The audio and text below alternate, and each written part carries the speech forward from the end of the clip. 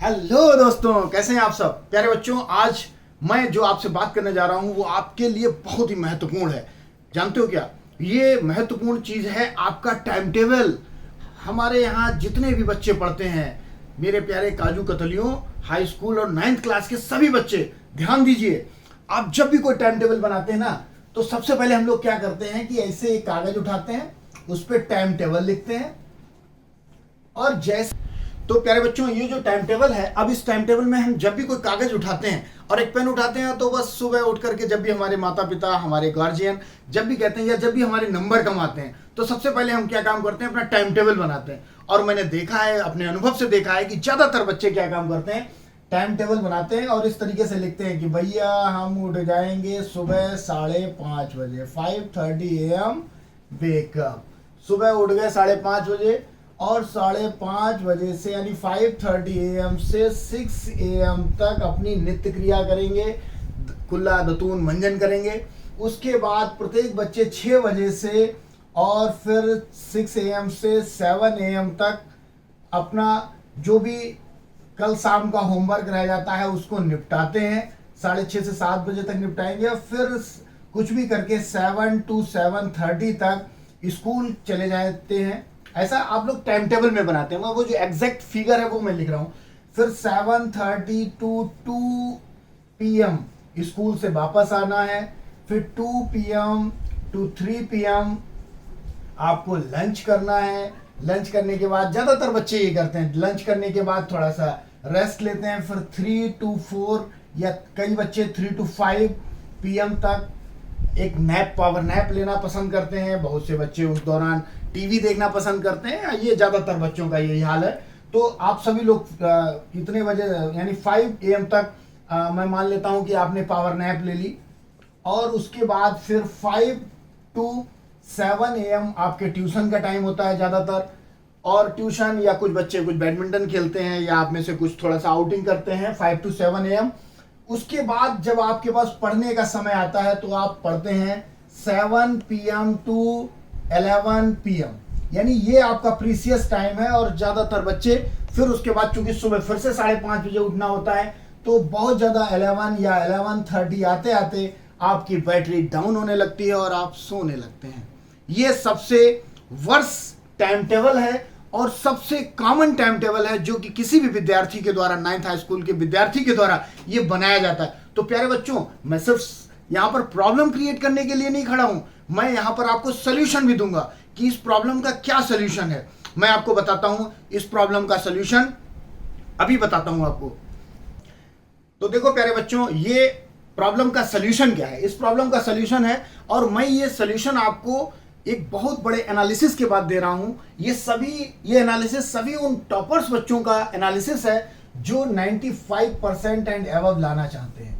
ध्यान रखना प्यारे बच्चों, 95% एंड अबव लाने के लिए एक ही मूल मंत्र है और वो ये मूल मंत्र मैं बताना चाहता हूं आपको कि जिन खोजा तिन पाहिया गहरे सागर बैठ, यानी मोती कभी भी उथले जल में नहीं मिलते। तो इस बात का ध्यान रखना प्यारे बच्चों कि अगर आपको मोती चाहते हो, आप 95% एंड अबव चाहते हो आप 9th में अपने हाई स्कूल में, तो आपको ये बताया गया सोल्यूशन ध्यानपूर्वक सुनना होगा। प्यारे बच्चों, कभी भी टाइम टेबल को पहला मूल मंत्र किसी के कहने से मत बनाइए। कभी भी टाइम टेबल को अपने रूटीन और टाइम टेबल दोनों में फर्क समझिए। मेरे प्यारे बच्चों, जनरली होता क्या है कि हम अपना एम और अपना गोल दोनों अलग अलग मान बैठते हैं। और ये क्या होता है कि जैसे अगर हमारा ये 95% आना चाहिए, ये आप चाहते हैं, ये आपका गोल है। अब इस गोल को प्राप्त करने के लिए हमारी हॉबीज क्या है, अब हम अपनी हॉबीज को और अपने गोल को जब मिक्स करते हैं तब 95% आते हैं। कैसे आते हैं, देखिए, सबसे पहले जब आप टाइम टेबल बनाते हैं तो सबसे पहले समय को देखिए। जैसे आपको मॉर्निंग में 5 AM उठना है, सपोज यदि आप मॉर्निंग में 5 AM पे उठते हैं तो सबसे पहले आप क्या कर सकते हैं, आप देखिए कि आपका सबसे कमजोर सब्जेक्ट कौन सा है। देखिए, इंट्रास्पेक्शन किसी भी फील्ड में, चाहे वो जिंदगी का फील्ड हो या आपके कंपटीशन में, आपके एकेडमिक्स में हायर परसेंटेज लाने का खेल हो, ये दोनों ही स्थितियों में आपकी मेंटल एबिलिटी और आपका इनर इंस्पेक्शन ही सबसे महत्वपूर्ण है। कोई गुरु, कोई टीचर, कोई गार्जियन आपको नहीं राह दिखा सकता। आपको इसके लिए स्वयं अपने अंदर झांकना होता है। तो प्यारे बच्चों, जब हम सुबह मॉर्निंग में उठे और 2 मिनट आप आंख बंद करके जब बैठते हैं, तो उस आंख बंद करके बैठने में आप अपने अंदर झांकिए और देखिए कि ऐसा कौन सा विषय है जिससे आपको डर लगता है। मैं उदाहरण के तौर पर मान लेता हूं, सपोज मैथमेटिक्स से आपको ऐसा लग रहा है, ज्यादातर बच्चों के साथ ये फोबिया होता है कि मैथमेटिक्स सर कितना भी पढ़ ले, ऐसा लगता है कि हमें यार कुछ ना कुछ कमजोरियां हैं, हमें लगता है कि यार एग्जामिनेशन में हम कुछ भूल जाएंगे। तो आप कुछ मत करिए। सबसे पहले दिन की शुरुआत, क्या कहते हैं, एक बार स्वामी विवेकानंद ने कहा था कि डर हमको तब तक परेशान करता है जब तक हम उससे भागते रहते हैं। जिस दिन आप उसके सामने सीना तान के खड़े हो जाते हो प्यारे बच्चों, उसी दिन डर घुटने टेक देता है। तो आपको इस मैथमेटिक्स या किसी भी सब्जेक्ट के डर को घुटने टिकाना है। तो क्या करना है आपको, जब आप मॉर्निंग में उठते हैं, सबसे पहले 1 घंटा, जब आप 5 AM to 5:30 AM तक आप अपनी नित्य क्रिया से निवृत्त होने के बाद 5:30 AM to 6:30 AM 1 घंटा आप सबसे पहले मैथमेटिक्स का रेगुलर स्टडी शुरू करिए। चाहे उसके 2 सवाल ही आप लगाइए पहले दिन। 1 घंटा जब आप लगाएंगे, आप उससे 1 दिन पहले पढ़ाया हुआ टीचर के द्वारा या ट्यूशन में पढ़ाया गया, आप उसका रिवीजन कर सकते हैं। आप जो आज दिन में पढ़ाया जाना है, आपके क्लासरूम में, आपके स्कूल में या ट्यूशन में पढ़ाया जाना है, आप उसको पहले से पढ़ सकते हैं। यानी शुरुआत का 1 घंटा आपको उस विषय को देना है। कोई जरूरी नहीं मैथमेटिक्स, मैं एक उदाहरण के तौर पर मैथमेटिक्स कर रहा हूं, आप इसकी जगह पर साइंस पढ़ सकते हैं, आप SST पढ़ सकते हैं, जो भी है। आप दिन की शुरुआत अपने उस विषय के साथ करिए जिस विषय में आप कमजोरी महसूस करते हैं। ये पहला मूल मंत्र है। उसके बाद 6:30, अब आपके पास अभी 1 घंटा पूरा शेष है।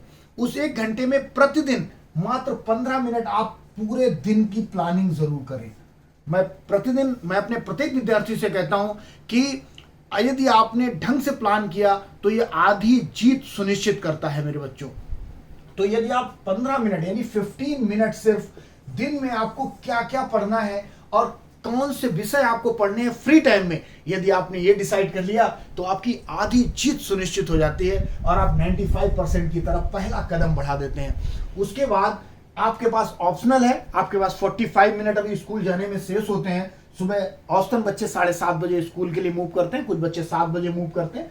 तो यदि आप चाहें तो अपने इंटरेस्ट का कोई विषय, यहाँ पर कमजोरी वाली बात नहीं है, यहाँ पर आप अपने इंटरेस्ट का कोई भी विषय, कोई कविता पढ़ सकते हैं, कोई हिंदी की बुक पढ़ सकते हैं, SST पढ़ सकते हैं, व्हाटएवर जो आप चाहें, कोई फार्मूले याद कर सकते हैं, क्योंकि सुबह का जो समय होता है वो याद करने का सबसे अच्छा। आप साइंस में कुछ न्यूमेरिकल्स के में इस्तेमाल होने के वाले कुछ फार्मूलों को एक पेज पर नोट कर सकते हैं, मैथमेटिक्स के कुछ फार्मूले नोट कर सकते हैं, उस दौरान उन फार्मूलों को आप याद कर सकते हैं। ये एक बेहतरीन टाइम है। फिर आप 7:30 बजे स्कूल चले जाइए, कोई प्रॉब्लम नहीं है। कहीं लिखने की जरूरत नहीं है इस टाइम टेबल को। क्यों? क्योंकि ये टाइम टेबल हमारे खुद के लिए है, किसी को दिखाना नहीं है हमें ये। क्योंकि हमारा जो मेहनत है, यानी एक विद्यार्थी के रूप में हमारी जो मेहनत है वो हमारे परसेंटेज में रिफ्लेक्ट होगी। ओके, हाँ मेरे बच्चों, अब आप स्कूल से जब घर आ जाते हैं 2 बजे के आसपास, तो 2 बजे के आसपास आप घर आते हैं, पहले तो आप रिलैक्स हो जाइए, आराम से आप अपने कपड़े चेंज करिए, रिलैक्स होइए, लंच करिए बड़े इत्मीनान से। और आपके पास जब आप प्री डिसाइडेड होता है ना, तो आप सारे काम आराम से करते हैं। अब आप जब 2 बजे घर आ जाते हैं तो आपके पास पूरा 2 घंटे का ब्लॉक होता है, यानी 2 बजे से शाम 4 बजे तक। उन 2 घंटों में आप लंच कर सकते हैं 30 मिनट में, 30 मिनट्स लंच कर सकते हैं। जब आपके पास 1.30 मिनट्स होते हैं, इस 1.30 मिनट में आप एक पावर नैप ले सकते हैं, जिससे आपकी पूरे दिन भर की थकान बड़े आराम से रिलैक्स हो जाएगी।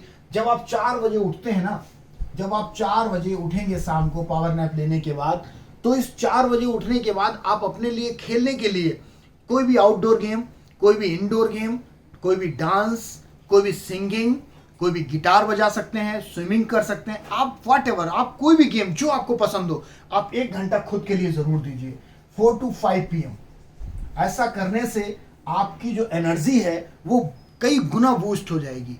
और देखिए, इस जितने भी टॉपर्स होते हैं, मेरे कई बच्चे ऐसे हैं जिनके 95% एंड अबव मार्क्स आते हैं, तो मैं सभी में एक बात देखता हूं, ज्यादा पढ़ने से कभी अच्छे नंबर नहीं आते।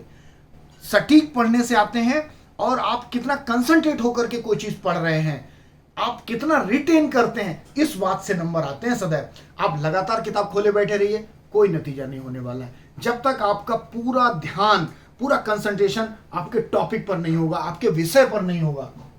तो 4 to 5 आप रिलैक्स होकर के चिल करिए। इवन आप हाई स्कूल में हैं फिर भी आप 1 घंटा खेलिए, 1 घंटा खुद के लिए जरूर दीजिए। हाँ, यदि आपको खेलना पसंद नहीं है, आप 1 घंटा शाम को लाइट म्यूजिक बजा करके योगा कर सकते हैं, प्राणायाम कर सकते हैं, आप अपने मन को शांत कर सकते हैं, फिर से इंट्रास्पेक्शन कर सकते हैं। तो उस 5 बजे जब आप रिलैक्स हो जाते हैं, हाँ हो सकता है कि अब आपकी ट्यूशन हो तो 5 to 7 PM का पूरा समय, शाम का जो ब्लॉक है 5 to 7 PM का, आप 5 to 7 PM आप रिलैक्स हो जाइए।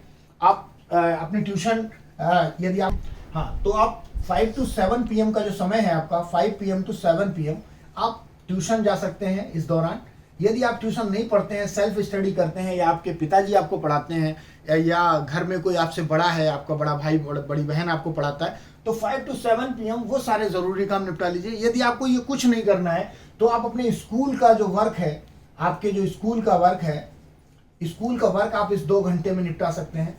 उसके बाद जो 7 बजता है, शाम की 7 बजे की जो चाय होती है आपकी, अब भाई साहब ये जो 7 बजे से शाम के 7 PM से लगा करके रात में आपके जो भी आवर्स हैं, सपोज आप 11 बजे तक या 12 बजे तक, मैं 11 बजे तक मानता हूँ, आप 11 बजे तक यदि आप पढ़ते हैं 7 PM to 11 PM, यानी आपके पास ये 4 आवर्स हैं।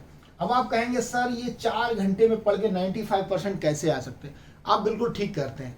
जैसे मेरे बहुत से बच्चे पूछते हैं कि सर रात में पढ़ना चाहिए या दिन में पढ़ना चाहिए, सर दिन में सोना चाहिए, रात में पढ़ना चाहिए, मुझे पढ़ना किस समय चाहिए? बहुत से गार्जियन इस बात पर जोर देते हैं कि बच्चों को 4 बजे सुबह उठ के पढ़ना चाहिए।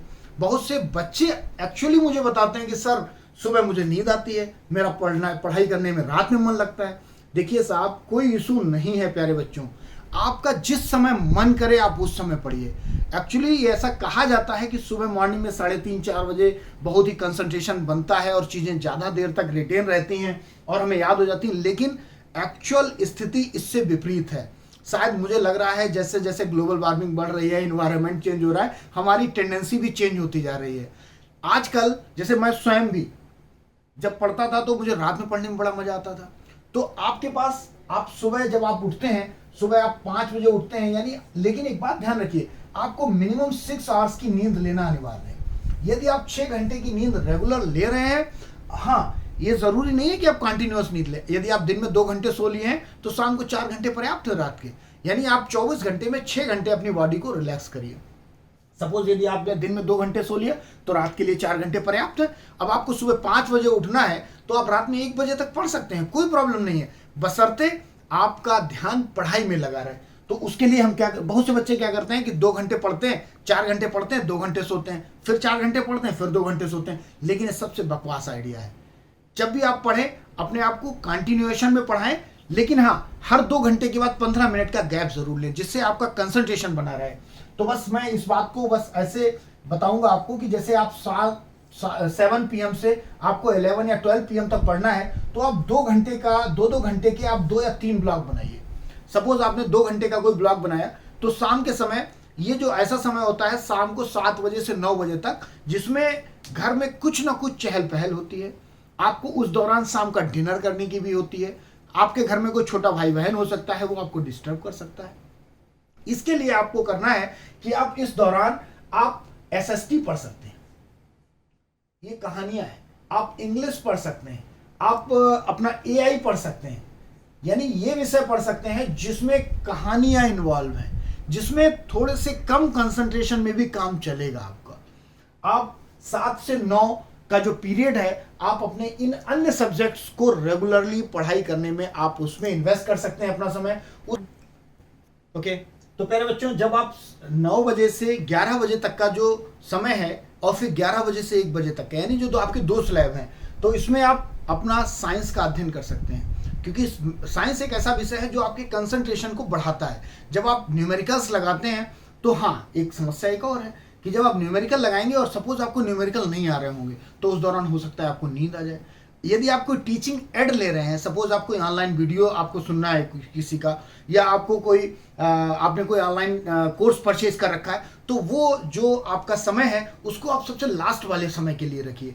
हाँ, ये बात ध्यान रखिए, यदि आपको कोई लाइव वीडियो देखना है तो आप वो 11 से 12 1 बजे जो भी आपको पढ़ना है, 12 बजे 1 बजे तक जो भी आपको पढ़ना है, ये आप लास्ट वाले स्लैब के लिए आप अपना वीडियो का कंटेंट इस समय के लिए रखिए, क्योंकि ये वो समय होता है जब हमारी नींद सर्वाधिक चरम पर होती है, और उस समय हमें ऐसा लगता है कि शायद अब आधा घंटा करके हम लोग बढ़ाते हैं। तो उस दौरान जब आप ऑडियो विजुअल का इस्तेमाल करते हैं या ऑडियो विजुअल टीचिंग एड्स का इस्तेमाल करते हैं, तो वो आपके नींद को नहीं आने देता है, क्योंकि जब चलचित्र कोई चलता है, जब कोई वीडियो आप देखते हैं, तो वो आपको एक रिवाइव रखता है और आप थोड़ा सा अपने आप को रिलैक्स महसूस करते हैं। उस समय दिमाग भी थोड़ा सा रिलैक्स जोन में चला जाता है। तो ये बात मुझे आपको बताना था। एक बात सदैव ध्यान रखिए कि जो आज तपते हैं वही सूरज बनकर निकलते हैं। ध्यान रखिए कि जो आपने यदि आज मेहनत करेंगे तो खुद ही को घर बुलंद इतना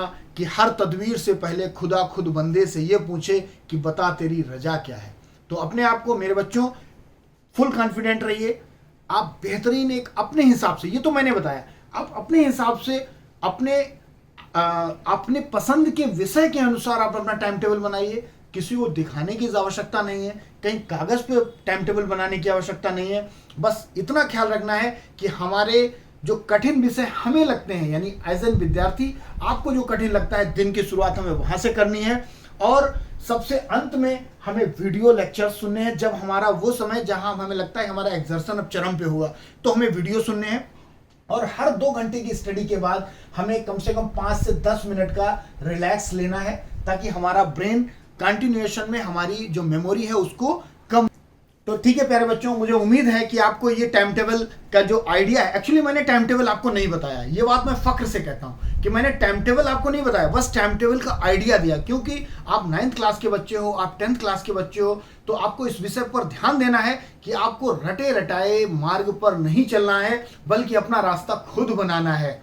क्योंकि जो दूसरों के रास्तों पर चलते हैं वो न दूसरों की मंजिल तक पहुंचते हैं और अपनी मंजिल से भटक जाते हैं। इसलिए अपना रास्ता स्वयं बनाइए और अपनी पसंद का विषय अपने अनुसार पढ़ना प्रारंभ करिए। हाँ, आपको मिनिमम 6 से 8 घंटे पढ़ाई कर रहे हैं यदि आप, तो ये सफिशिएंट है, मोर देन सफिशिएंट है। और आपका जो लक्ष्य है 95% का, ये दिलाने में आपको सक्षम है आपका 7 to 8 आवर्स की स्टडी, बशर्ते ये 7 to 8 आवर्स की स्टडी आप बिल्कुल आत्ममुग्ध होकर के आप पढ़ रहे हो। आप अपने आप को सोशल मीडिया से दूर रखिए, ये हमारी बस थोड़ी सी सलाह है। बाकी हम मिलते रहेंगे, आपके सारे सॉल्यूशंस, आपके 9th और हाई स्कूल की पूरी बुक्स का सॉल्यूशन लेकर के मैं गौतम दीक्षित आपके समक्ष उपस्थित रहूंगा। तो हम लोग मिलते हैं किसी नए वीडियो में। जय हिंद, जय भारत।